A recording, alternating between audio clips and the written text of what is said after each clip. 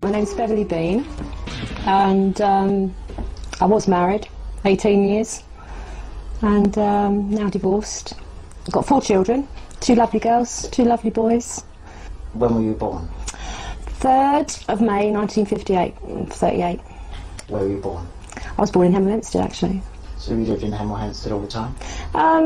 In and out of Hemel Hempstead, just out of the way a little bit, you know. My dad was in the American Air Force, and he didn't have like a council house or anything, so we had like private houses, you know, so we moved quite a bit. Do you have any brothers and sisters? Yeah, I've got 2 sisters, one older, one younger, Harriet and Kathleen. Is your father and your mother alive? My mum's alive. My dad died in February 1986. Right. You've got quite an extraordinary story to tell, haven't you? Well, the story, I suppose, to everybody else is extraordinary, yeah? But the way it came about is more extraordinary to me, not the actual story, because I have to believe it. My dad was such a very truthful man that, you know, and when we were kids, he would reward us rather than punish us for telling the truth. If we'd done something bad, you know, we'd go to him and say straight away, look Dad, we've done this, and he'd pat us on the back saying, good for coming to tell me, but you shouldn't have done it, you know. So he was a very truthful man, very, he loved his country. The only reason he didn't go back to his own country was because my mother was very ill. The United States? The United States, yeah. Was ill, and she couldn't be away from her family. They had to come back to England and settle down here. So he got transferred back to England. But they did go to Florida, and that's where my eldest sister was born. What was he in the army? He was just a cook, for goodness sake. That's all. I mean, he wasn't anything else. You know, I suppose everyone, just anyone who was there was grabbed to go out and stand guard duty and muck in sort of thing. I think the first time I ever heard his story was the landing on the moon. I think that was 1969, is it? 69? Is that right?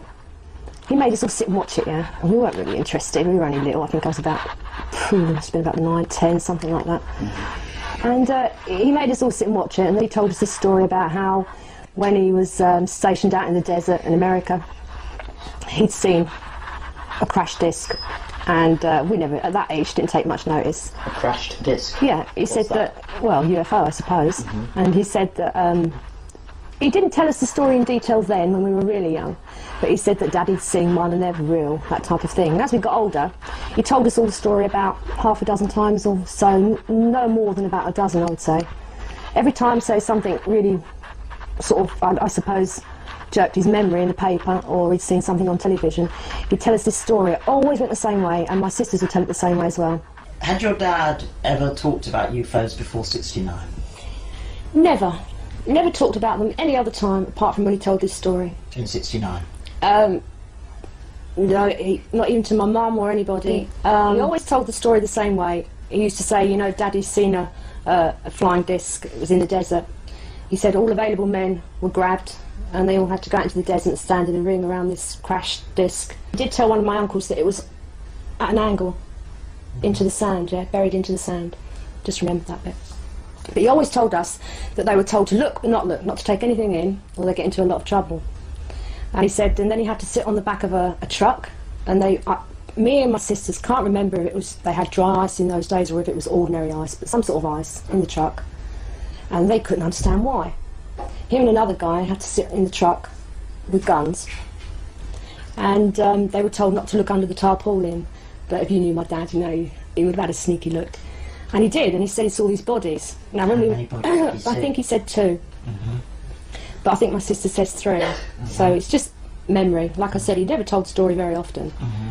And we used to giggle, yeah, like crazy, and say, go on, you know, what were they like? Was it scary?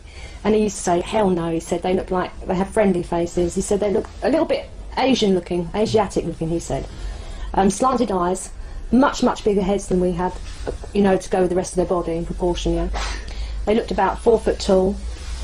Now, he used to say they looked yellowish, but apparently anybody else who saw the bodies always says grey, but you remember the tarpaulin is going to be a green colour. So whether or not it's just where he was under the, you know, the truck cover. And he said that they definitely didn't look human, they weren't human at all.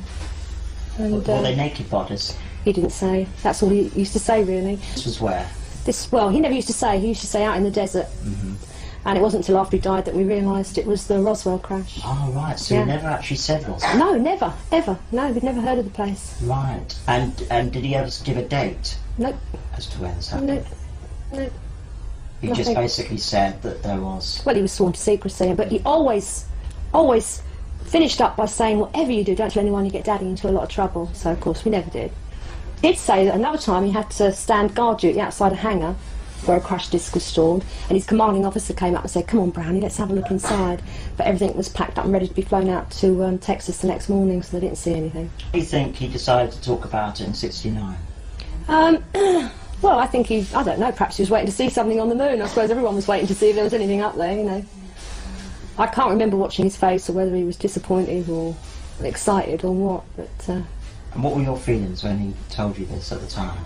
Do you remember? No, I was only about 9 or 10, I think, so... Giggly, really. Just giggly. Did you used to ask him to tell the story again?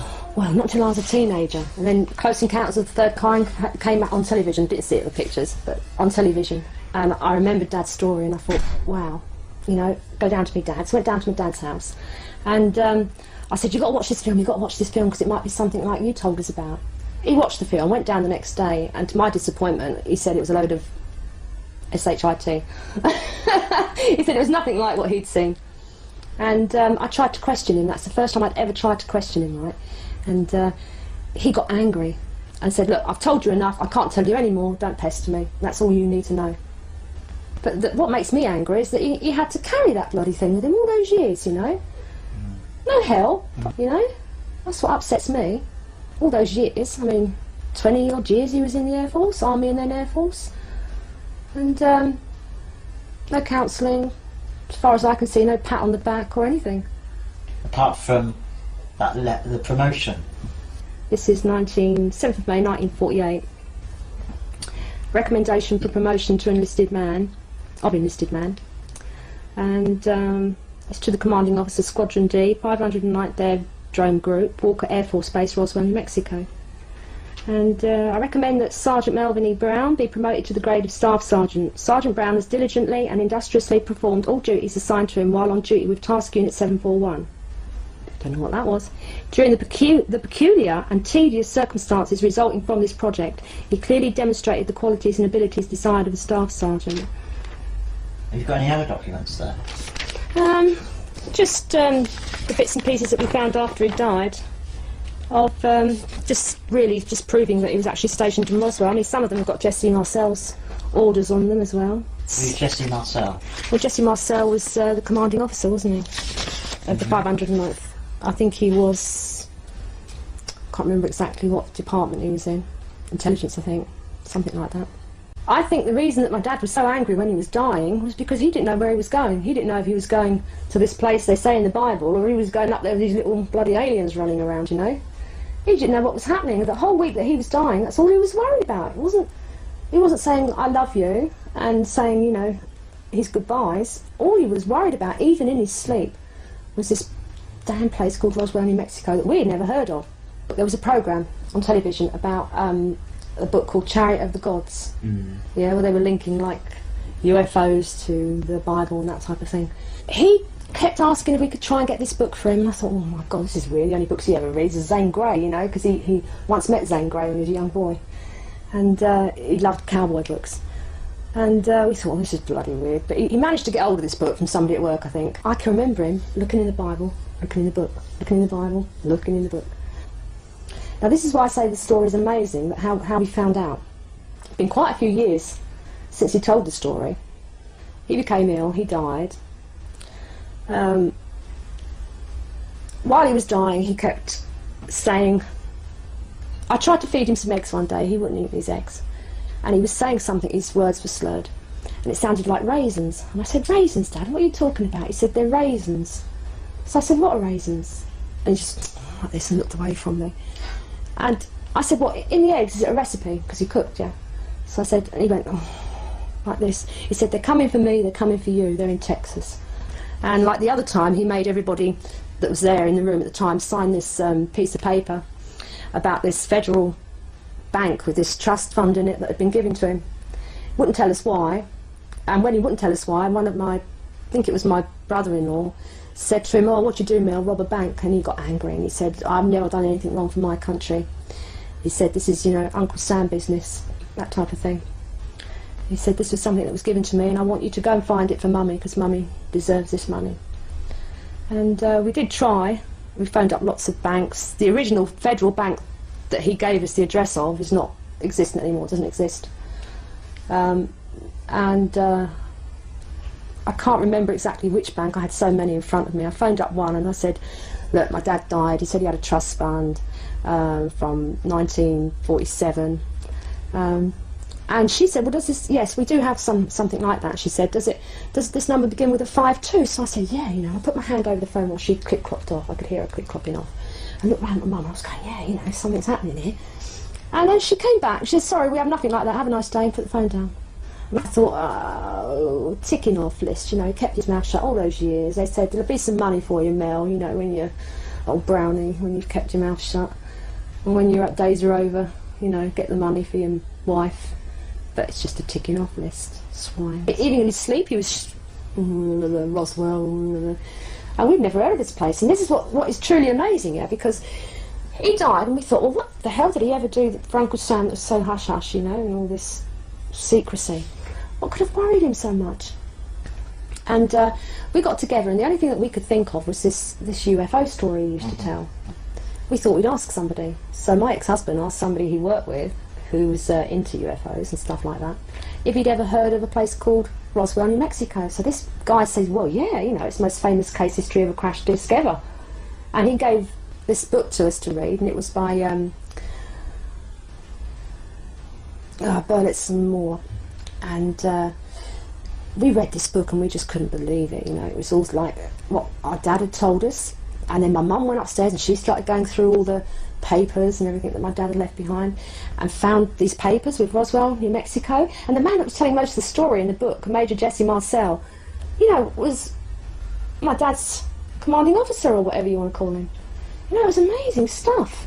There were these papers and everything. Then my sister saw Timothy Good on TVAM, and he was talking about his new book, Above Top Secret, and he mentioned Roswell, New Mexico. So she told me to phone him up. I phoned up TVAM, and they got in contact with the publishers, I think, and he phoned me, and he came round to our house, and of course he helped us, because we were in shock. I tell you honestly, we were in shock. You know, we were just wandering about, and it's not funny knowing this, you know, and I don't want to make money out of this, and I don't care who knows anymore, because the simple fact of the matter is, I just want a letter to say sorry. I just want something to say sorry your dad had to put up with that all those years. I mean, it's no joke for me either. Fancy knowing half a secret, the most fantastic secret in the whole wide world. I only know half, if that much. And, you know, am I ever going to find out the rest? Possibly. I mean, these men really, they should have been told everything. You know, if they are hiding any secrets, the men that were involved should have been the first people to know everything, just to clear in their minds and say, okay, yeah, okay, we understand that's going on. But no. And I think that's dreadful, terrible. Did you give any idea as to how many people might have actually witnessed the crash? All available men were grabbed, so you've got to think, really, it's got to be somebody who knows something about the base, yeah?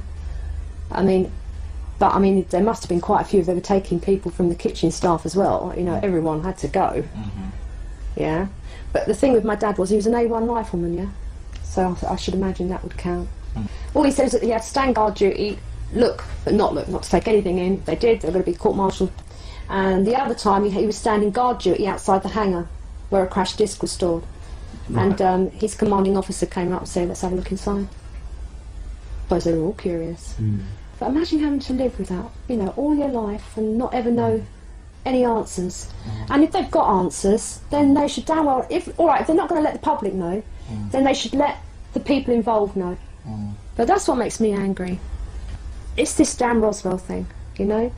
If I'd met an alien, yeah, and he said, "Hi, you know, I'm from blah blah blah," and then I couldn't tell anyone, imagine that, you know, imagine. He must desperately, all those years, wanted to tell somebody, or know a little bit more about it, just to ease his mind. A couple of years after my dad had died, we got, of all things, a signed letter from Ronald Reagan through the post. "Thank you for all your services, Melvin Brown." oh, 2 years after he died, thank you very much. You know? They didn't even think of doing anything like that. I mean, it would have made these men feel better maybe if they'd been given a piece of paper to say thank you for being quiet all those years, and, you know, that would have made them feel a little bit better, wouldn't it? But nothing. Meanies.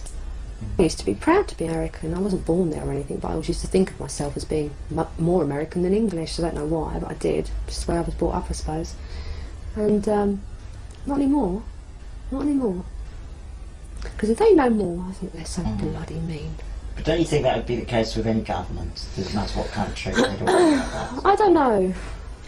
I think the government probably knows as much as the Americans, but they also wouldn't allow anyone to talk about it, and would probably treat them in the same manner. Yeah, I don't know. I tend to think that maybe the Americans know more than any other country do. I don't think all the countries know as much as they do, and therefore I feel a bit biased that they're meaner than everybody else. Now I can understand that it would make people panic maybe. It would certainly upset religions and things. But with all the stuff on television and kids, I mean, kids aren't scared of them, you know? They've been brought up with aliens and UFOs. Medals were American Defence Service Medal, American Campaign Medal, what's that one? Asiatic Pacific Campaign Medal, Philippine Liberation Ribbon with 1 bronze star, Good Conduct Medal, and Victory Medal. My name's Harriet Kircher, coming up 36, married, 3 kids, 3 little monsters like all kids are. Don't know, I work, I'm home care, go around look after all the old people. Tell us about Roswell and your dad. Well, it's sort of when we were little, we used to come out with a silly story. What story? Well, about a UFO crashing. Really, all he used to say is, well, he said, I saw one once, and we used to say, well, what's that then, Dad? And he used to say, well, when I was at a station there, out in the desert, he said that one crashed, and that they all had to go out to it. And I said, well, did they tell you what it was? He said, no, we didn't know what it was until sort of afterwards. But when they got there, they all had to stand in a circle. He had to get on the back of a truck. And he got on the back of the truck, which they put the bodies inside. And he looked underneath when he shouldn't have. Then they went back to the base. He went in with somebody, I don't know whether it was a colonel or whoever, but they said, no, Brownie, let's go in and have a look at the bodies. And they went in there, but they'd already been packed up, you know, and ready to be shipped out. The officer said, Brownie, let's go take a look. Another time, they say it. I was standing guard duty. That's right. Yeah. You know, so, I mean, it was weird, you know. How did you meet Mel? I met him in 48, beginning of latter part of 48. In America? No, here. Yeah. He was stationed where? At Bovingdon. I stood next to him so many times and took no notice of him. And finally he came into a dance hall and I had a dance with him because I'd been standing on the waiting to go dance. And he was the only one dancing with his hat on, and I said to my girlfriend, come on, we're not going to be wallflowers, we're going to pick the next 2 blokes that come round. And I picked him and he couldn't dance. And I kept telling her at the back of him to come round and excuse me, but she wouldn't. I went out one door, I said to him, I'm going home now, so I said good night to you. And he was walked behind me all the way out through the other door and come back in again, and he says, I thought you was going home. I said, no, I've just come back to collect me coat. But he ended up seeing me home. Did you believe him when he talked about it? I always believed in everything he said. He was that kind of man. He did my cooking. When was the first time he ever mentioned it to you? When you see a little bit in the paper? Yeah, there was a bit in the paper, I can't remember whether it... Well, I say it was the Daily Mirror because that's what he always used to read and that's what was always delivered. And there was a little bit in that. And he said, I was there, I was there when that happened. And then another time I can remember going out with my friend, one time that sticks in my mind, and this is going back, I suppose it must have been the 70s. And I can remember we were walking down a main road that we've got here in Hemel, and we were walking down the road, and as I was walking up, there was this light above my head, and I can remember sort of thinking, what's that? And my friend was, you know, say about 4 yards in front of me, so I was trying to sort of talk to her, but without saying anything because it frightened me. And she said, what's the matter? And as she turned round, it just zoomed off. Well, we ran like the clappers into the house, running into the living room and everything, and then we said to Dad what we'd seen, and then he come out with a little story again, you know. But I mean, and then when he'd finished, he'd say, well, don't say anything because you will get me into trouble. He did say, he said it because I can remember him saying it to you, not to be frightened, didn't he? Yeah, So he'd always say, don't be frightened. Carol said it at the same time as you did, and you Yeah. both come running in, Yeah. and your father says to you, what's the matter with you two? And you turn around and said, cool, we just seen something over the back of our head. Gary came in That's right. afterwards, and you said, did you see it? And he said, did he see it? He saw it as well. He said he see it zooming off. And your father turned around and said, well, there's nothing to be afraid of. You only told the story of something. Yeah, it's something reminded him of it. Right. It's like when Close Encounters came out. I mean, he turned around and said that's a load of bullshit. I mean, he did not think that that was a very good film Was at it all all. of it, or just bits of it, or the aliens in it? All of it, I think. All of it, I think, really. I think he Didn't was... like- He said the UFOs didn't like anything he'd ever seen. Right. I'll tell you what he did read a lot, and that was that one, that book. Chariot of the Gods. Yeah. And he was always, he did used to read the Bible as well, because if he used to get worried over anything or anything like that, he'd sit down and read that. And that's what really bothers me about this thing about Roswell. It's not the fact that it happened and that there's aliens out there. I couldn't care less, to be quite honest. They don't bother me at all. But the thing that really does bother me is that when Dad was dying, and I think that had played on his mind, and he must have been thinking, well, where in the hell am I going? Yeah. Do you know what I mean? If there's sort of somebody that's not interested in UFOs or anything like that, they think, oh, Well, he there's a wasn't heaven, afraid, was there's a he? hell, you know, you die, you're going so-and-so, which everybody He wasn't thinks afraid, about. was he? No, he wasn't Dad afraid. wasn't afraid. Man, but that wasn't afraid. But I mean, it was the things that he was coming out with. He kept saying they're going back to Texas, that we couldn't figure out what he was saying. And he was also saying, what was it else he was saying? He was saying that they're here and They're coming to me, they're coming coming for you. They're coming for me and they're coming for you. And that is what he kept saying. And we kept saying, well, what are you on about? I mean, he I got... just kept saying you're in Texas. They're in Texas, and then... And I mean, it wasn't until a few weeks later that the penny sort of dropped, because I was sitting watching GMTV, as it was in them days, and Timothy Good was on it.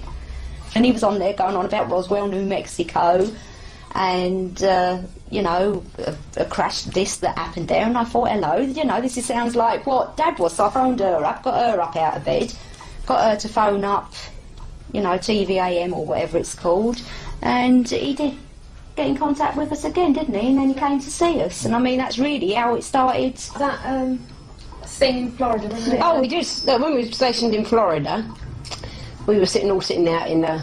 Well, the houses there were in a cul-de-sac, 6 that way, 6 that way, and 6 that way. We were sitting with another couple, and it was getting about 9 o'clock, and night was coming in.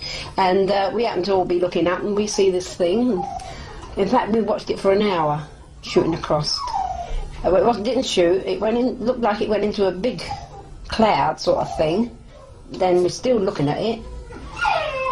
And all of a sudden it come out the other end, but it was an hour we'd watched that because my neck was aching. So this other fellow was in the weather balloon place, and he went in and he telephoned, because there was a telephone at the bottom of our block, and he said, "Are you watching it on screen?" He said, "We have it on screen." So we see a flying saucer then, but my husband never said anything. But he said, didn't he say that he said no, it's nothing to worry about because they're out there all the time. So Yeah, well, he did say, well, that's nothing, but I know I've got a stiff neck through it. But he says that's nothing. He said more than likely loads over about. That was a security base too. That was Eglin Air Force Base. Is it the phone? we bugged. We thought that actually before, haven't we? Is it still running? Are we being bugged? Oh, good. No. Do you think it's a bug? It's Mother, is it? Could well be. When have you been What do thinking you mean, about? me? When we went to the autopsy film, when we were invited to the autopsy film, Yeah. when we got home from there, I phoned up Beverly on one occasion for some reason. As I picked the phone up to talk to her, the phone clicked. Do you know what I mean? So somebody else had picked a phone up a few minutes after Beverly had. and it happened quite a few times, didn't it? It happened about 2 or 3 times actually. It was really peculiar. And it was after you saw the Roswell autopsy film? Yeah, that happened, well, it was about that very night, wasn't it? So we started acting stupid down the phone and saying stupid things. So there wasn't nothing, I mean, if they'd done that, they wouldn't find nothing out anyway, because we've got nothing to hide, and everything we've said before anyway. This one is of my dad, in 1947, in the yearbook at Roswell, New Mexico. According to the records, my father was never there. So why is his picture in the yearbook? If my dad was alive, he would have kicked our butts. He wouldn't have let us do this.